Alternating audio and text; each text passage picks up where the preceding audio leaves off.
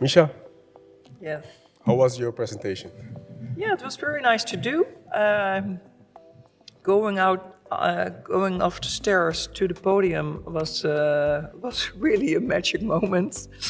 Yeah, it was nice to see all the people in the room, and I enjoyed talking, sharing my knowledge about human-centric thinking, human-centric leadership. Awesome. Yeah. Awesome. Great.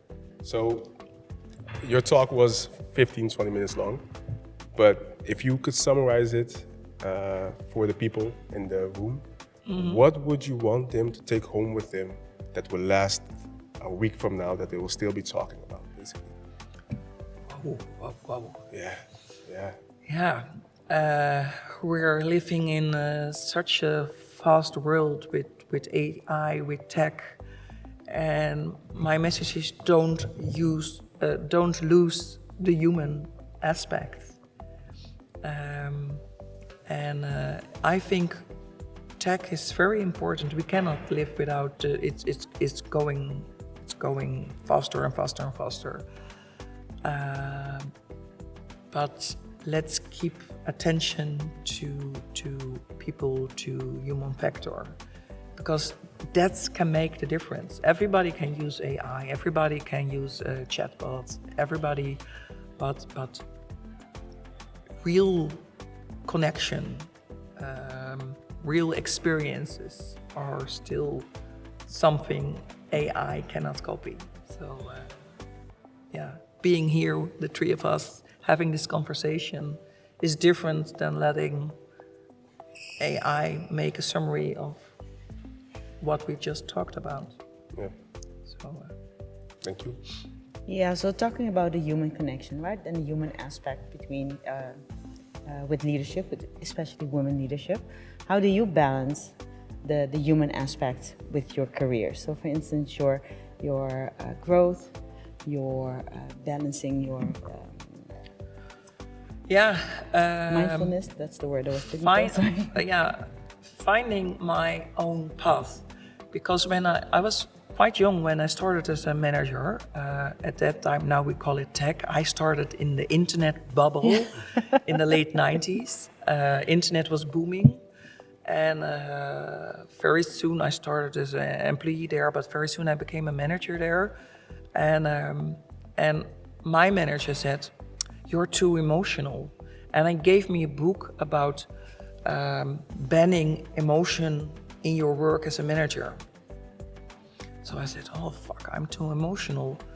But my mother said, "This is who you are. This is your strength. Don't let anybody ban that." But my manager said, so I tried to be formal, tried to be a man, tried to be one of the guys.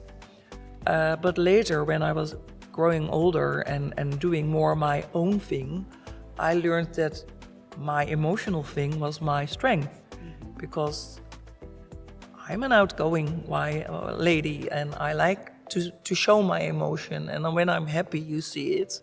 When I'm sad, you see it. And when I'm angry, you certainly see it. And so I was growing in my career when I dare to show it and make it my strength instead of my weakness, like the manager in the beginning of my career told me. Yeah. So considering this whole human aspect and the emotions connected to your work as, women in leadership, what advice would you give the next generation, or the next generation, boy and girls, because boys can also look up to female leaders, right? Yeah. So what advice would you give them?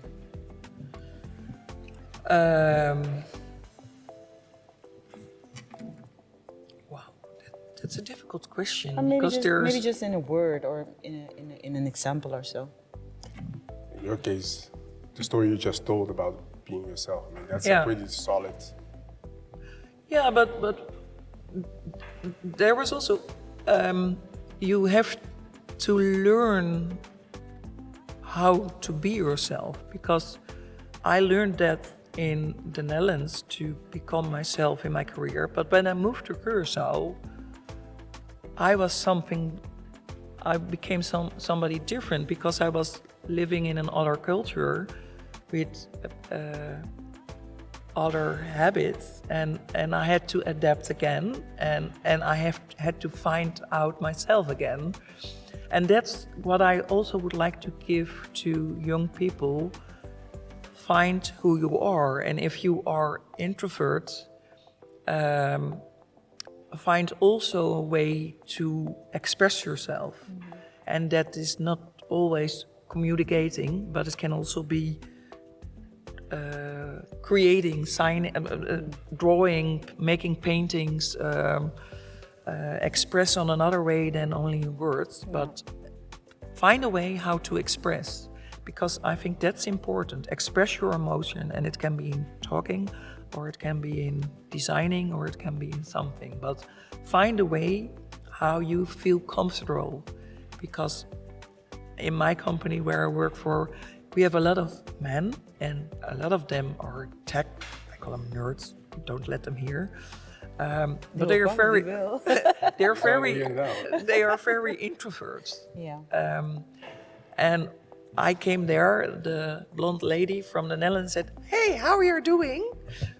And they said, "Oh," but now they come to me and they said, "Mies," they call me Mies or Mischa. I would like to share something with you. Do you have time to listen?